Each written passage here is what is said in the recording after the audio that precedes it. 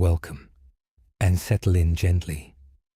Allow the weight of the day to soften, and let your thoughts begin to slow, as we drift together into a distant past, where the world moved at a quieter pace, a place shaped not by urgency, but by time itself. Tonight, we step into the early landscapes of ancient China, a vast and evolving land where the story of one of the world's oldest civilizations begins beside a flowing river. Far to the north, beneath wide and open skies, the Yellow River moves steadily across the land. Its waters are rich with silt, carrying the color of earth itself, a soft golden hue that gives the river its name. It does not rush. It does not hurry. It simply flows, as it has for thousands of years, shaping the soil, nourishing the fields, and quietly guiding the rhythm of life. Along its banks, in a time long before cities and empires, small human communities begin to gather. They come not with grand plans, but with simple needs: water, shelter, warmth. The river provides what they require.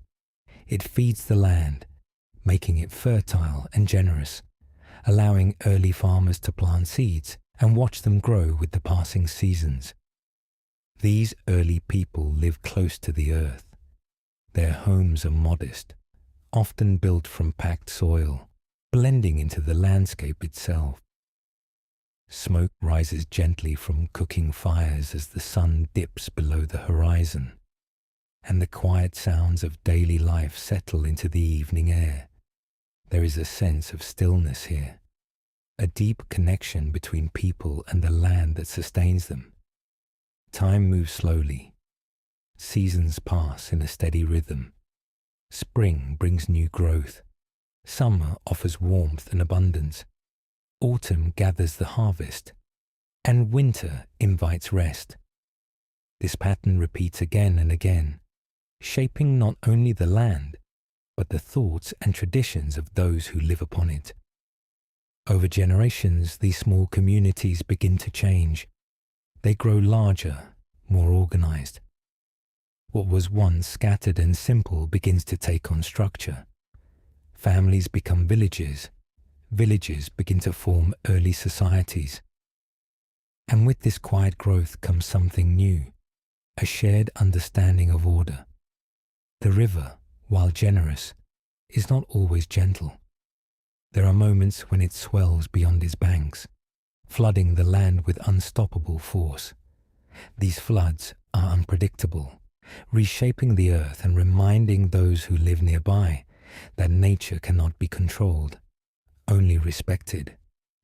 And so, early Chinese communities begin to adapt. They learn to work together, to manage water, to protect their homes and fields. Cooperation becomes essential. Leadership begins to emerge, not through force, but through necessity. Someone must guide, someone must decide. In these early moments, the foundations of something much larger begin to form. Not an empire, not yet, but the idea of one. As centuries pass, the memory of these early river communities does not fade. Instead, it deepens, becoming part of a shared identity. Stories are told, traditions are carried forward, and slowly, almost quietly, a civilization begins to take shape. The land itself seems to remember. Mountains rise in the distance, steady and unmoving. Rivers continue their patient journey, and between them, human life unfolds, growing more complex, more connected, more aware of its place within the natural world. There is no sudden beginning here, no single moment where everything changes, only a gradual unfolding, a quiet rise. And as we continue forward, drifting gently through time, we begin to see how these early roots, planted beside the Yellow River, will grow into something far greater. Dynasties will come, systems will form, ideas will spread across vast distances. But for now, we remain here, in the beginning, where water flows, where earth gives life, and where ancient China slowly, patiently begins. The quiet rhythm of life along the river does not remain still forever. As generations pass, the small communities that once lived in simple isolation begin to connect more deeply with one another. Paths form between villages, not as roads, but as familiar routes shaped by footsteps over time. People travel slowly between settlements, exchanging goods, stories, and knowledge. What was once local begins to feel shared. With this gentle connection comes a growing sense of structure. Leaders begin to emerge more clearly now, not simply as guides during difficult seasons, but as figures who help maintain balance within expanding communities. Their authority is not loud or forceful. It is steady, shaped by trust, by experience, and by the quiet agreement of those around them. Over time, these early forms of leadership begin to solidify into something more defined. The idea of rule, of organized governance, slowly takes hold. And from this gradual shift, the earliest dynasties begin to appear. In the soft distance of history, there are stories of the Xia, a dynasty that lives somewhere between memory and legend. It is said to be the first to bring order across the land, guiding people through systems of rule and cooperation. Whether fully real or partly remembered through storytelling, the Xia represents something important, the beginning of continuity, the idea that leadership could pass from one generation to the next, the idea that a single line of rulers could shape the direction of many lives. As time moves forward, the presence of more defined dynasties becomes clearer with the rise of the Shang. Here, the world of early China begins to take on a more recognizable form. Settlements grow into early cities. Walls are built, not in haste, but as careful boundaries. Inside them, life becomes more organized, more layered, more interconnected. The Shang rulers govern from these early centers, overseeing not just land, but systems of belief and tradition.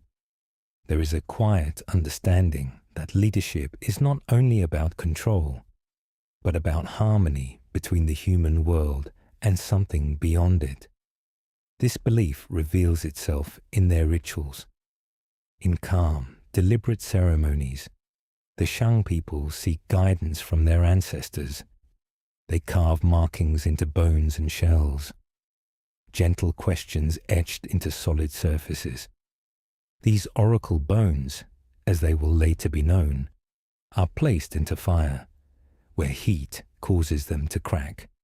The patterns are then read carefully, as if the past itself is whispering answers. There is something deeply still about this process, a sense that time is layered, that the present is never alone, that those who came before remain quietly present, watching, guiding, remembered. Alongside these spiritual practices, craftsmanship begins to flourish.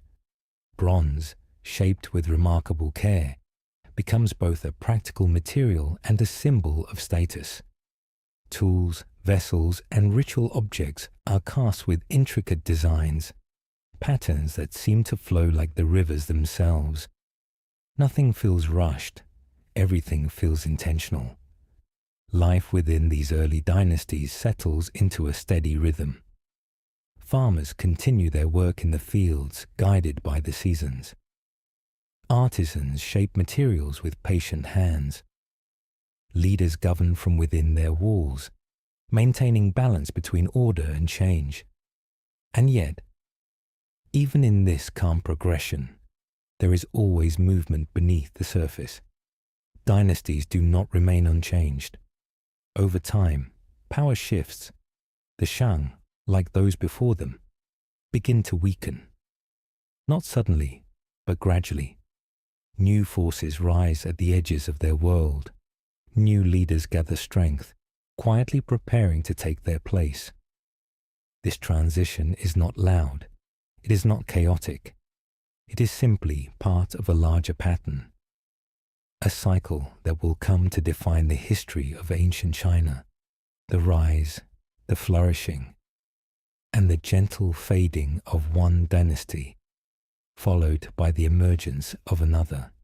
And as we drift forward through this unfolding story, we begin to sense that these early foundations are only the beginning.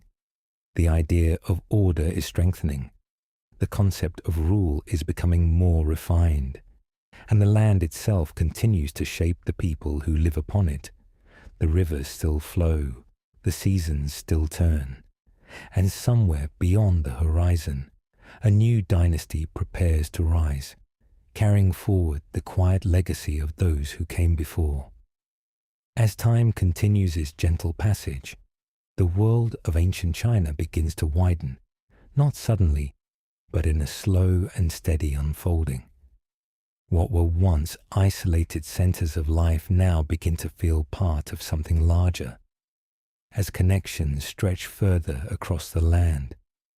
Rivers remain the quiet lifelines, but beyond them, plains, hills, and distant valleys begin to draw people outward. The transition from one dynasty to another does not arrive with noise, but with a quiet shift in balance.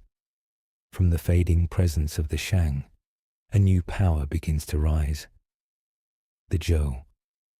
Their beginnings are modest, emerging from lands to the west, where the terrain feels slightly different, where the air carries the same stillness, but with a sense of movement beneath it.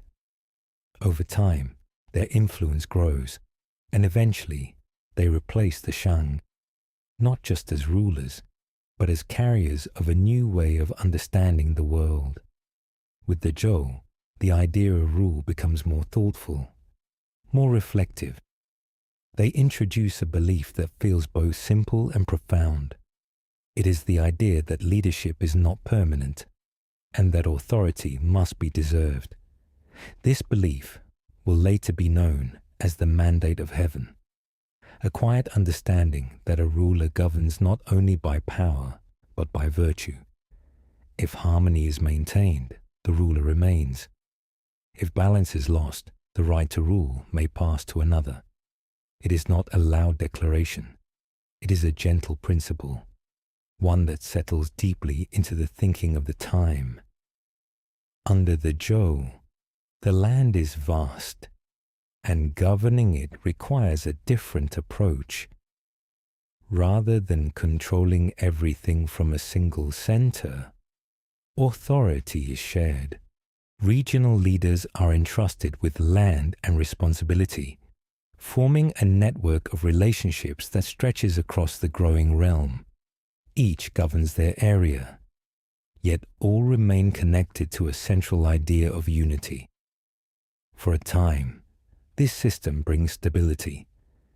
Life continues in its familiar rhythm. Fields are tended, villages grow, traditions deepen.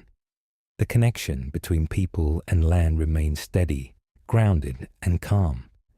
But beneath this quiet surface, something begins to shift. As generations pass, the bonds that once held this system together begin to loosen. Local leaders grow more independent. The distance between regions becomes more noticeable. What was once unified begins to feel divided, not sharply, but gradually, like a fabric slowly pulling apart at its edges. This period, known much later as the Spring and Autumn era, carries a sense of gentle tension. States still exist within a shared cultural world, but their paths begin to differ. Some grow stronger, others become quieter, fading into the background of time. And still, life continues. In each state, people wake with the sun, tend to their work, and return home as evening settles in. The world does not feel unstable to them. It feels ongoing, continuous. The changes are slow enough to blend into the rhythm of daily life. Yet ideas begin to move more freely now. As the structure of central authority softens, thinkers, teachers, and scholars begin to emerge. They travel between states, carrying thoughts and questions about how the world should be ordered.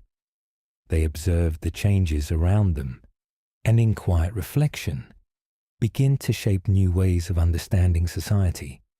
What makes a good leader? What creates harmony among people? How should one live within a world that is always shifting, yet always the same? These questions do not demand immediate answers. They linger. They settle into conversations, into teachings, into the slow shaping of philosophy that will guide generations to come. The land itself seems to listen. Rivers continue their endless flow, connecting distant places. Mountains stand as silent witnesses. And across this wide and varied landscape, the early Chinese world becomes more complex, more thoughtful, more aware of itself. This is not a time of endings.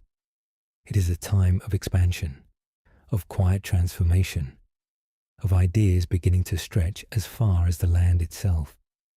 And as we move gently forward, carried by the same steady rhythm that has guided this story from the beginning, we begin to see that ancient China is no longer just forming, it is evolving, becoming something deeper, something enduring, something that will continue to shape the world long after these early states have faded into memory.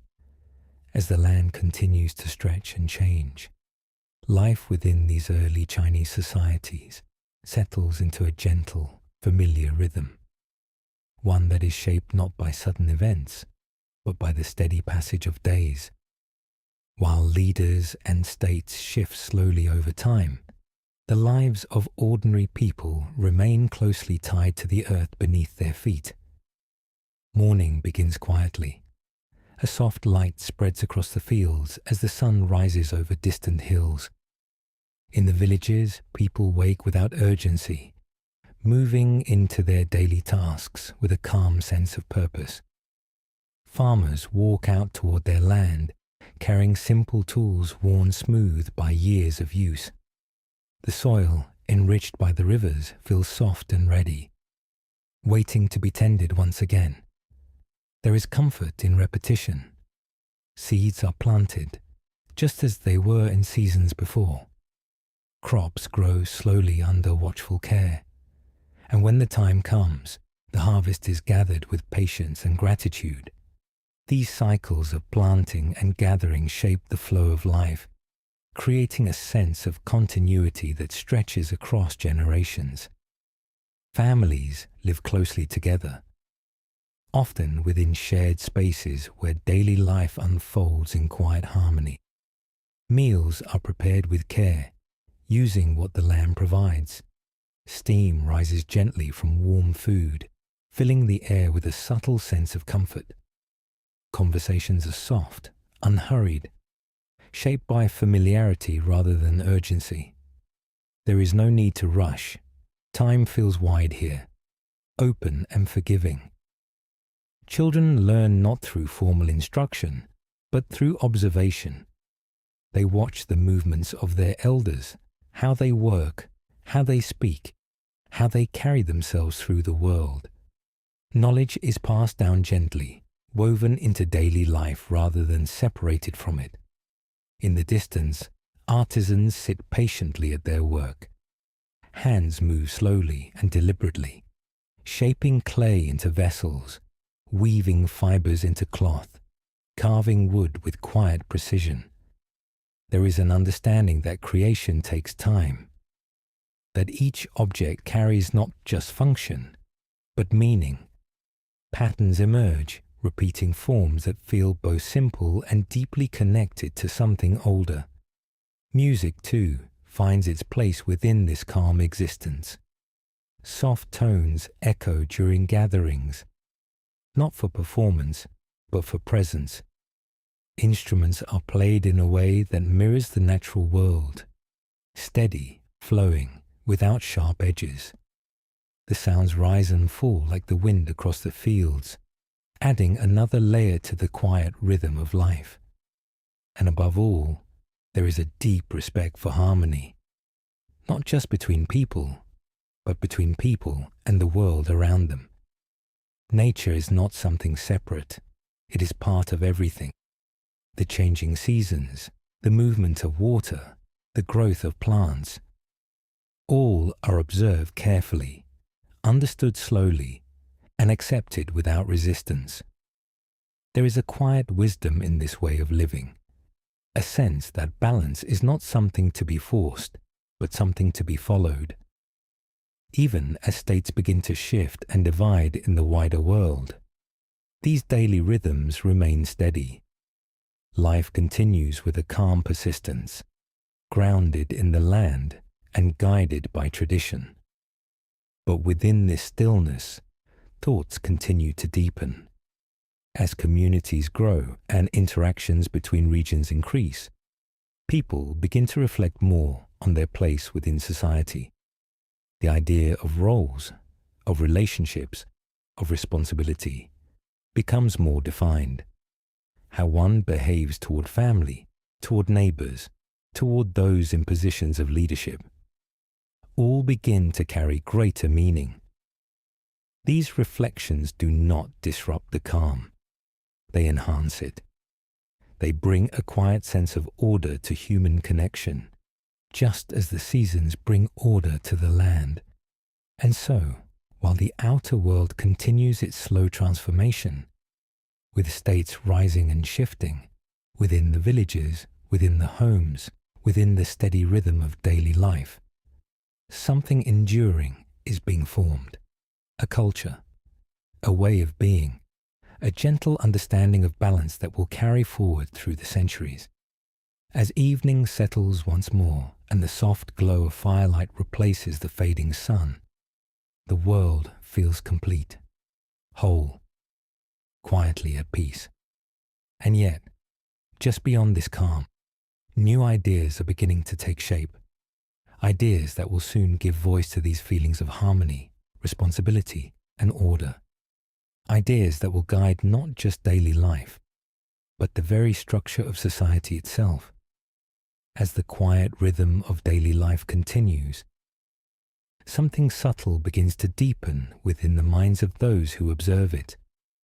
The patterns of the seasons, the balance between people, the steady flow of responsibility and care, all of these begin to feel like more than simple habits. They begin to feel like principles, ideas waiting to be understood, shaped, and shared. In this time of gentle change, thinkers begin to emerge.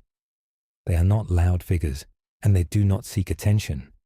Instead, they move quietly from place to place, observing the world as it is and reflecting on how it might become more harmonious.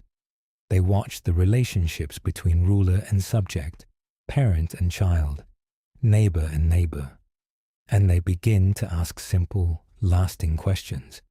What creates order? What allows a society to remain calm and balanced? How can people live together, not in conflict, but in quiet understanding? Among these thoughtful voices, one figure begins to stand out, not through force, but through the clarity of his ideas. Confucius walks gently through the world, teaching not with commands, but with conversations. His words are soft yet steady, grounded in the belief that harmony begins with how people treat one another. He speaks of respect, of kindness, of the importance of knowing one's place within the greater whole, not as a limitation, but as a way to maintain balance. To him, a well-ordered society is like a family where each person understands their role and where care flows naturally between them. His teachings do not demand change. They invite reflection, and over time, they begin to settle into the minds of many, shaping the way people think about duty, leadership, and everyday life. At the same time, Other voices offer different perspectives. Laozi, whose presence feels almost like a quiet whisper carried by the wind, shares a view that is softer still. Where Confucius focuses on structure and relationships, Laozi turns toward the natural world, toward the unseen flow that moves through all things. He speaks of the Tao, the way, a path that cannot be forced, only followed. In his teachings, there is no need for strict control or rigid order. Instead, he encourages a gentle alignment with nature, a life lived in harmony with the quiet movements of the world itself. Like water flowing around stones, he suggests that strength can be found in softness. That stillness can carry great power. These ideas do not compete. They coexist. They drift through the same world, offering different ways of understanding the same gentle truth. That balance is essential, and that it must be nurtured, not imposed. Elsewhere, other thinkers reflect more deeply on structure and law. Legalism begins to take shape, presenting a more structured view of governance. It suggests that order can be maintained through clear rules and firm systems, that people, when guided by consistent laws, can create a stable society. There is a quiet contrast here. Some believe harmony grows from within, through virtue and understanding. Others believe it is shaped from the outside, through order and discipline. And yet, all of these ideas arise from the same place, a shared desire to bring balance to a world that is slowly becoming more complex. As these philosophies spread, they do not disrupt the calm, they deepen it. They provide language to what people already feel, giving form to the quiet understanding that has long existed in daily life. Leaders begin to listen, communities begin to reflect, and slowly, almost imperceptibly, these ideas begin to influence the way society is shaped, not through sudden change, but through gentle guidance. The land remains the same. Rivers still flow. Fields are still tended. Families still gather in the evening light. But now, beneath the surface of daily life, there is something more. A growing awareness, a quiet framework of thought, a sense that harmony, once simply lived, can now also be understood. And as we drift forward through this evolving world, these ideas will begin to find their place within the structures of power, guiding rulers, shaping decisions, and influencing the path of the entire dynasties. But the time of thought is slowly giving way to the time of action. As ideas settle gently into the minds of rulers and thinkers, the wider world of ancient China begins to shift once more. The quiet balance that once held the Zhou lands together continues to soften, gradually giving way to a more fragmented landscape. States, once loosely connected, begin to stand more firmly on their own. Each follows its own path, guided by its own leaders, shaped by its own needs. This period becomes known in time as the Warring States era, but even here, the feeling is not one of constant noise or urgency. Instead, it is a slow, underlying tension, like distant echoes across a wide landscape. States grow stronger, more organized, more aware of one another. They build, they prepare, they plan, and among them, one begins to rise with quiet determination. From the western regions, the state of Qin gradually gathers strength. Its lands are shaped by mountains and valleys, giving it a natural sense of protection, a quiet resilience. Over time, its leaders adopt a more structured approach to governance, influenced deeply by the principles of legalism. Here, order is carefully designed. Laws are clear, Systems are precise. Expectations are defined not by tradition alone, but by consistent rules that apply across the land. There is a sense of structure that feels firm, steady, unyielding. This approach allows Qin to grow, slowly at first, and then with greater certainty. Other states continue to exist, each with its own strengths and traditions. But Qin moves with a quiet focus, expanding its influence, bringing more land under its control, not through sudden bursts, but through steady progression. And then, over time, the balance shifts. One by one, the other states fade, absorbed into something larger, until eventually the land that was once divided becomes unified. For the first time, a single ruler stands over what will come to be known as a unified China. That ruler is Qin Shi Huang. His rise does not feel chaotic. It feels inevitable, as if all the slow movements of history, all the shifting ideas, the changing systems, the gradual expansions, have quietly led to this moment. Under his rule, the land begins to transform in new ways. Standardization becomes important.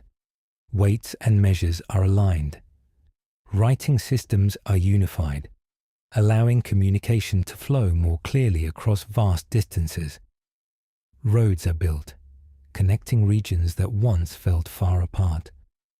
There is a sense of cohesion, a bringing together of many parts into one. Even the land itself is shaped. In the north, walls that once stood separately begin to connect, forming early foundations of what will later become the Great Wall, not as a sudden creation, but as a continuation, a linking of efforts across time. Everything moves toward unity, toward order, toward a shared identity. And yet, beneath this structure, there remains a quiet stillness. Life continues much as it always has for many. Fields are tended, families gather. The rhythms of daily existence do not disappear. They simply exist within a larger framework now. The world feels connected, but also carefully controlled. The Qin dynasty, though powerful, does not last long in the vast stretch of time. Its intensity, its strict systems, its firm grip on order, all of these carry both strength and weight. And as time passes, that weight begins to settle heavily across the land. Change, once again, begins quietly. The Qin fades, not in a single moment, but through the same gentle cycle that has guided all before it. And yet, its impact remains. The idea of a unified China, of one land under one system, does not disappear. It lingers, shaping what comes next, becoming part of the foundation for future dynasties. As we drift forward from this moment of unification, the land feels different now, wider, more connected, more aware of itself as a whole, and rising gently from the legacy of Qin. A new dynasty begins to take form, one that will carry forward both the structure of unity and the softer wisdom of balance. As the brief yet powerful presence of the Qin fades into memory, the land does not return to what it once was.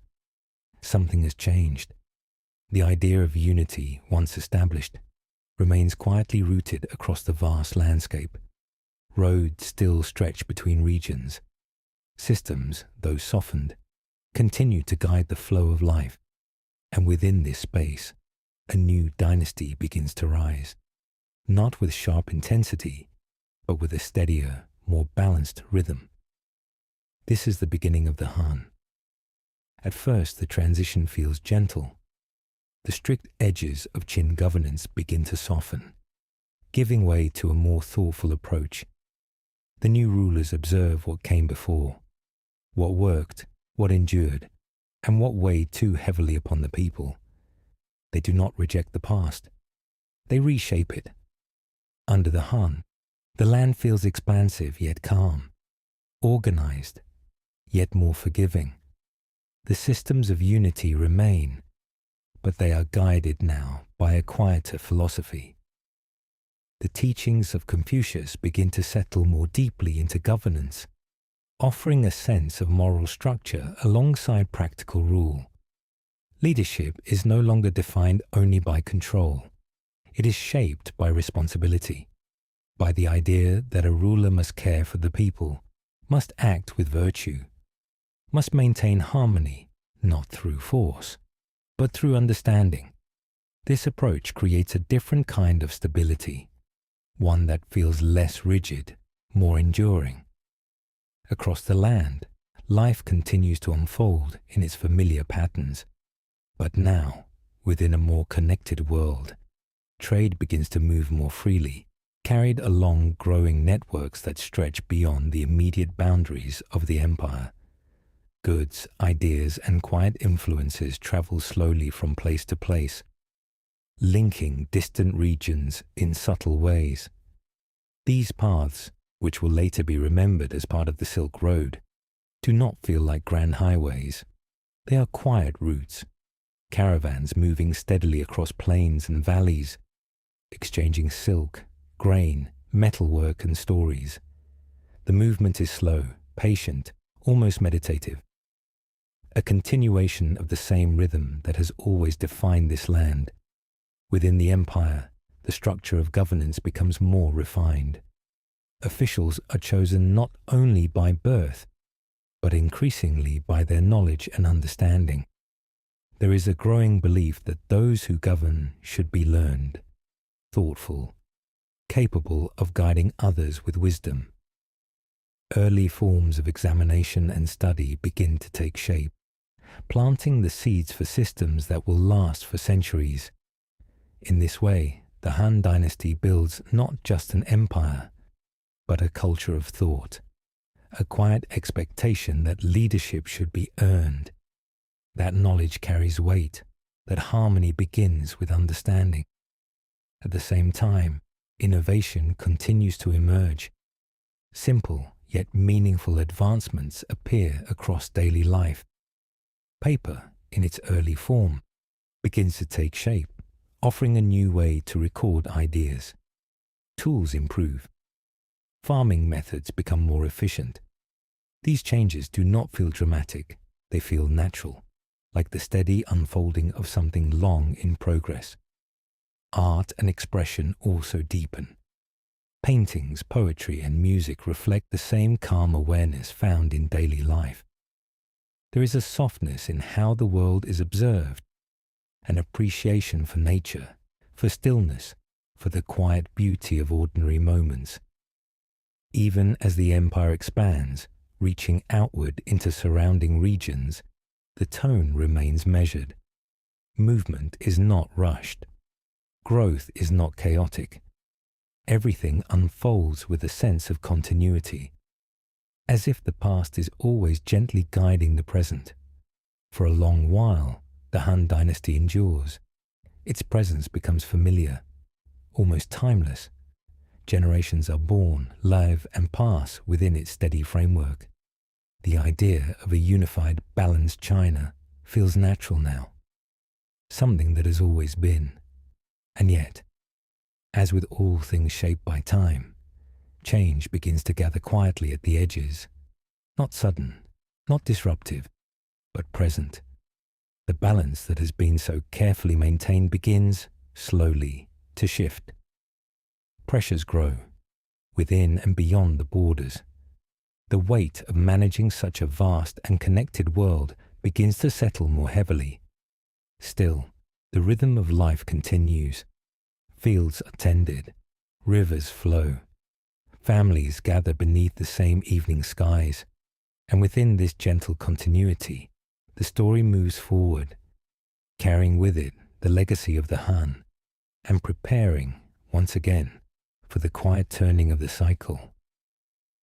As the Han Dynasty continues its long and steady presence, something soft and enduring begins to spread across the land. It is not only power or governance that defines this era. It is culture, a quiet flowering of thought, creativity, and understanding that moves gently through cities, villages, and distant regions alike. While the structures of the empire provide stability, it is within daily life that deeper expressions begin to take form, shaping how people see the world and how they feel within it. In quiet rooms lit by soft daylight, scholars sit with brush and ink, their movements slow and deliberate. Characters appear on paper with careful precision, each stroke carrying meaning beyond its form. Writing is no longer only a tool, it becomes an art, a way to capture not just words but feeling, reflection, presence. These written works begin to gather. Histories are recorded, not hurriedly, but with patience. Stories of past rulers, of events, of ideas, all preserved so that memory may continue beyond a single lifetime. In this calm act of recording, the past is kept alive, gently guiding the future. Alongside writing, poetry finds its voice. Verses are composed in quiet moments, often inspired by nature, by the sound of wind through trees, by the movement of water, by the stillness of mountains in the distance. These poems are not loud declarations. They are soft reflections, expressions of thought that drift like clouds across the mind. Music, too, continues its quiet presence. Instruments are played not for performance alone, but for balance, for the calming of the spirit. Notes rise and fall with a natural rhythm, echoing the steady flow of life itself. There is no rush to reach an end, only the gentle unfolding of sound over time. Across the empire, craftsmanship deepens. Artisans shape materials with increasing skill. Silk becomes finer, woven with a softness that seems to carry the light itself. Ceramics are formed with care, their surfaces smooth and balanced. Bronze and iron tools become more refined, serving both daily needs and quiet expressions of beauty. Each creation feels intentional, measured, connected to something larger than the object itself. Beyond the borders of the empire, these creations begin to travel. Through the quiet pathways that stretch across distant lands, goods move slowly outward. Silk, in particular, carries with it a sense of wonder. It passes through many hands, crossing mountains and deserts, reaching places far beyond the familiar landscapes of China. But it is not only objects that travel. Ideas move as well. Thoughts about harmony, about balance, about the relationship between humanity and nature begin to spread gently beyond their place of origin. These ideas do not overwhelm. They settle quietly wherever they arrive, adding to the shared understanding of distant peoples. Within the empire, learning continues to grow. Libraries, though simple, begin to form. Collections of knowledge preserved carefully over time. Teachers pass their understanding to students, not through rigid instruction, but through conversation, reflection, and example. There is a sense that knowledge is not something to be possessed. It is something to be carried, something to be shared. As years pass, this cultural richness becomes part of the identity of the land. It is not separate from governance or daily life. It is woven into everything.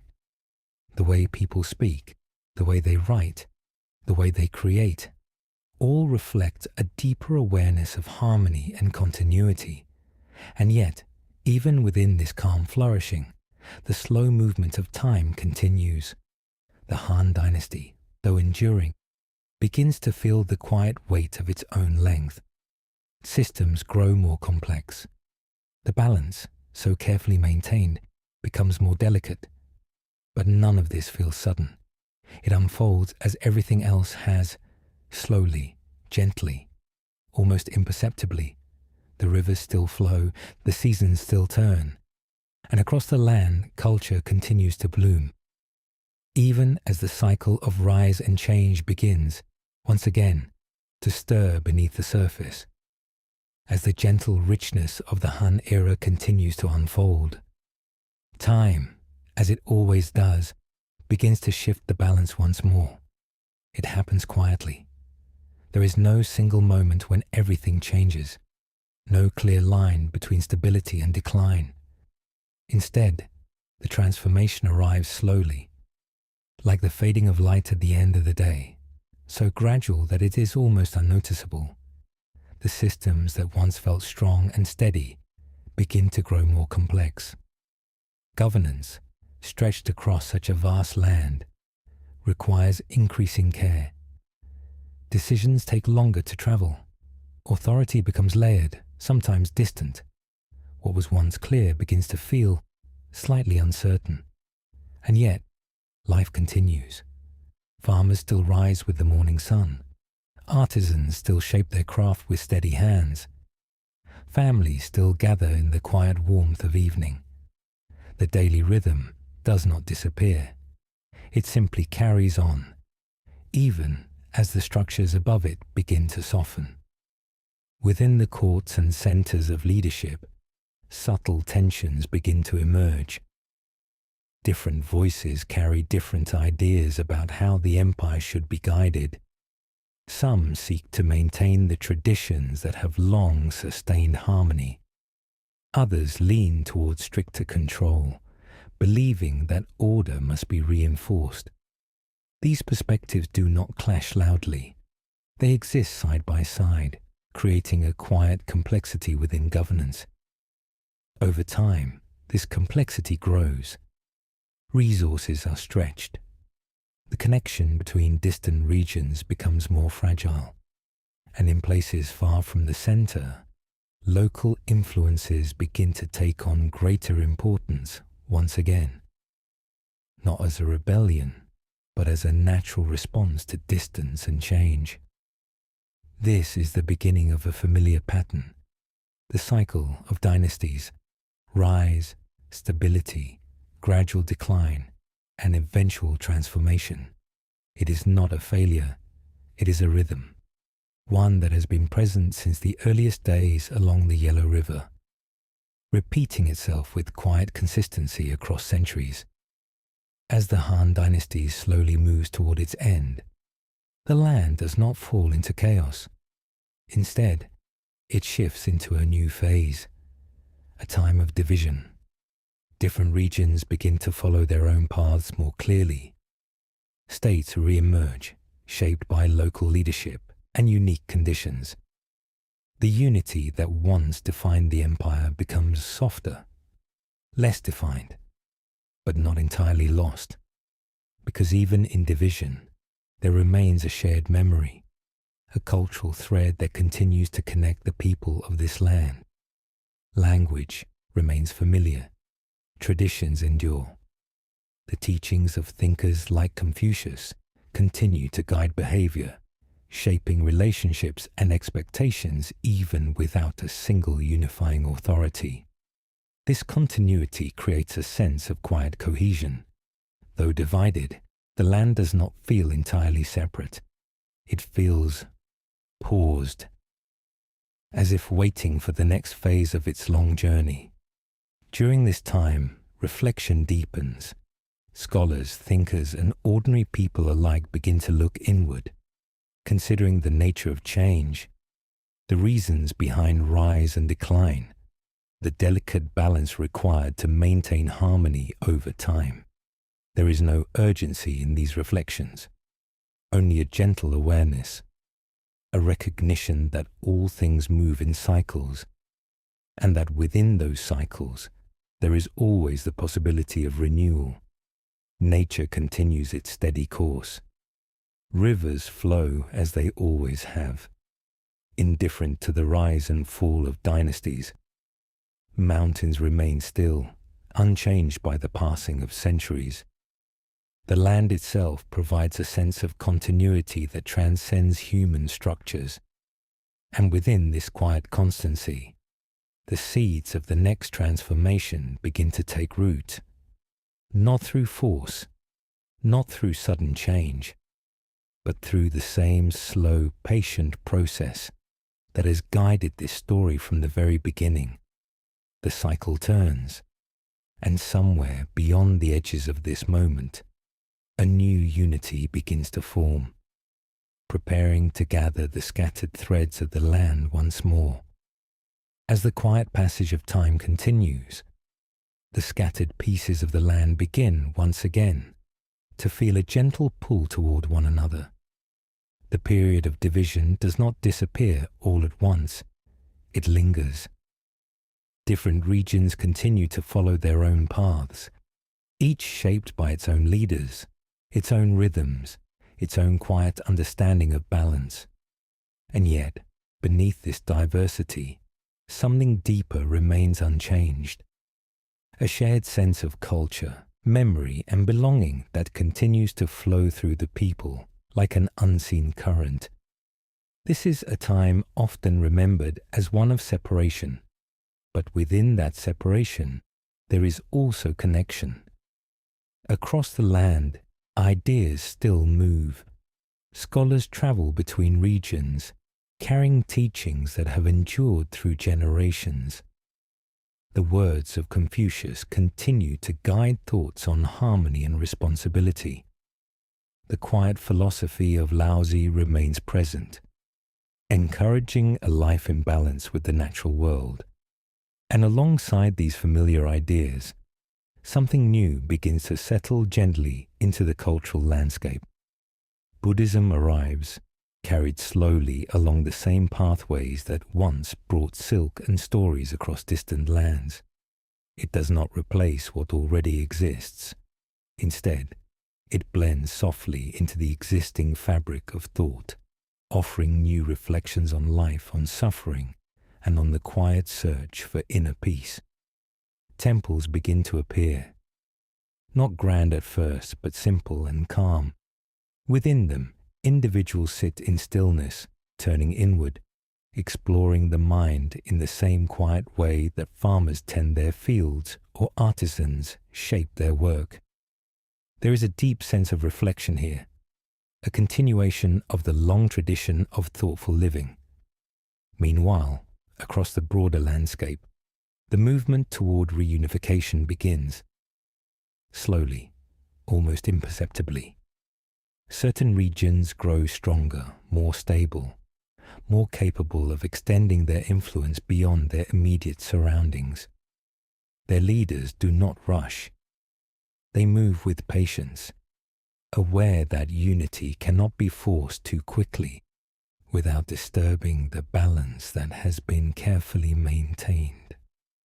The process feels familiar, like the cycles that have come before, like the slow gathering of clouds before gentle rain, and eventually the land begins to draw together once more. Through careful effort and steady intention, a new sense of unity emerges, not identical to what existed before, but shaped by the experiences of division. It carries with it a deeper understanding, a quieter strength, a recognition that unity must allow for diversity within it. Life for the people continues much as it always has. Fields are planted, rivers flow, families share meals beneath soft evening light. The larger changes of dynasties and states remain distant, touching daily life only in subtle ways. And yet, there is a quiet awareness that something is shifting again, that the land is moving toward a new phase, one where the lessons of the past, the rise, the division, the reflection, are being carried forward into a renewed sense of togetherness. The natural world remains unchanged. Mountains stand still, watching over centuries without movement. Rivers continue their endless journey, connecting regions that human boundaries once tried to separate. And within this enduring landscape, human history flows gently, shaped by time, guided by memory, always moving, yet always returning. As we continue drifting forward through this long and peaceful story, the sense of continuity becomes stronger. Ancient China does not feel like a series of separate moments. It feels like a single, unbroken thread, weaving through time, changing in form, yet remaining deeply connected to its origins. And as this thread extends further into the future, it carries with it everything that has come before, preparing to move gently into the next stage of its long and quiet transformation. As the land settles once more into a renewed sense of unity, time continues its quiet, patient movement forward. What has been gathered through centuries, the rise of dynasties, the shaping of ideas, the slow weaving together of culture and governance, now begins to carry ancient China gently toward the edge of a new era. Not a sudden change, but a soft transition. Like the gradual light before dawn, the reunified world does not erase what came before. It holds it carefully. Each phase of history leaves behind something lasting, ideas, traditions, systems of thought, all layered together, forming a deeper and more resilient foundation. The lessons of unity and division, of strength and balance, remain present, guiding the way forward without needing to be spoken aloud. Across the land, life continues in its familiar rhythm. Villages remain close to the earth, their daily patterns shaped by the same cycles that have always defined them. The planting and harvesting of crops, the quiet gatherings of families, the gentle passage of days, all continue without interruption as they have for generations. And yet, there is a subtle sense of expansion. Cities begin to grow a little larger, more connected, more reflective of the wider world that now surrounds them. Markets become places not only of exchange, but of quiet interaction, where people from different regions meet and share in small, meaningful ways. There is no rush, only a steady widening of experience. The systems of governance, shaped over centuries, now feel more refined, more balanced. Leaders draw from the teachings that have endured, the thoughtful guidance of Confucius, the gentle philosophy of Laozi, and the structured clarity that once emerged through legalism. These ideas are no longer separate. They are woven together, each offering something essential, forming a quiet framework that supports both order and harmony. Education continues to deepen. Learning is no longer limited to observation alone. It becomes something more intentional, something that can be studied, reflected upon, and passed forward with care. The desire to understand the past, to preserve it, to learn from it, becomes an important part of the culture. Knowledge is treated gently, as something to be respected, not rushed. Across the wider landscape, connections with distant regions remain present. Trade routes continue to carry goods and ideas beyond the familiar boundaries of the land. Though the movement is slow, it creates a sense that this world, once centered entirely around the Yellow River, now reaches outward, touching places far beyond its origin. And still, the essence of the land remains unchanged. Rivers flow as they always have, steady and patient. Mountains rise quietly in the distance, unmoved by time. The natural world continues to provide a sense of continuity that grounds everything else. Within this setting, the story of ancient China begins to feel complete. Not because it has ended, but because it has formed. The early beginnings along the river, the rise of dynasties, the shaping of thought and culture, the cycles of unity and division, all have come together to create something enduring, something that no longer feels fragile, but steady, lasting. As we drift gently toward the final part of this journey, there is a sense of calm reflection, a feeling that we have traveled not just through time, but through the quiet evolution of a civilization, one that has grown slowly, thoughtfully, and with a deep connection to the rhythms of the world around it. And in this calm, we prepare to look back, not with urgency but with peace, at all that has been shaped, all that has endured, and all that continues to flow forward, just like the river where it all began. And now, as the long journey gently begins to settle, we find ourselves drifting in a quiet space between past and present.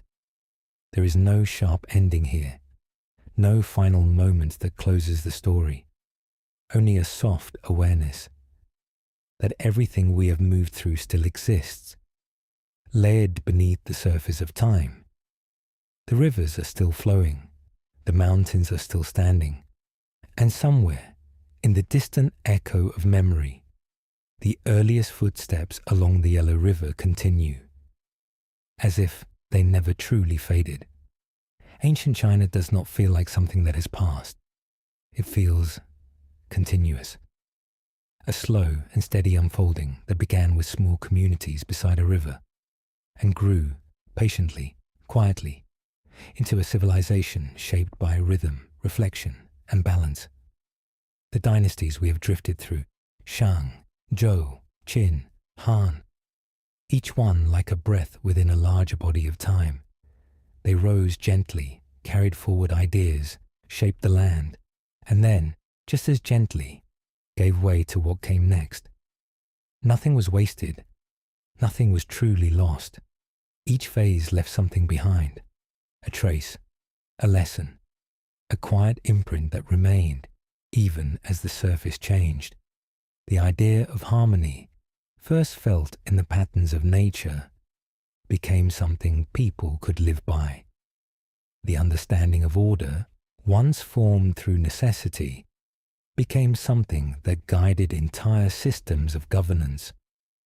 The reflections of thinkers like Confucius and Laozi did not fade with time.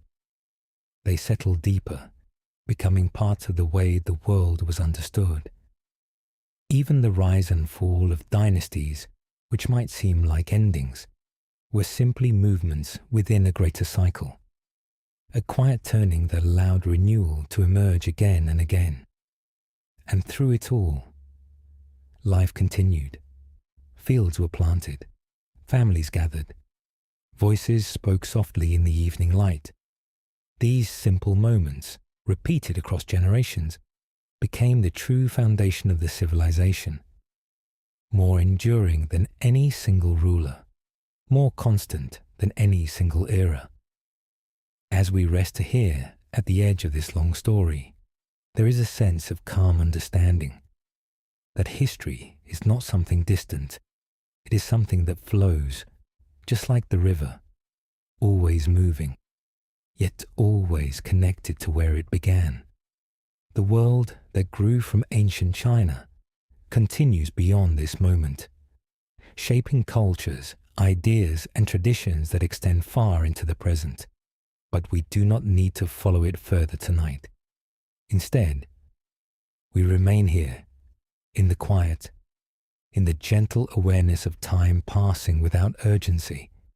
If you listen closely, you can almost hear it, the soft movement of water over earth, the distant echo of footsteps along ancient paths, the calm rhythm of a world that has never truly stopped, only changed. And as your thoughts begin to slow and the edges of this story soften, there is nothing left to hold on to, only the feeling of something vast, something peaceful, something continuing, even as you drift into rest. Let the past fade gently into stillness. Let the river carry everything forward, and simply rest.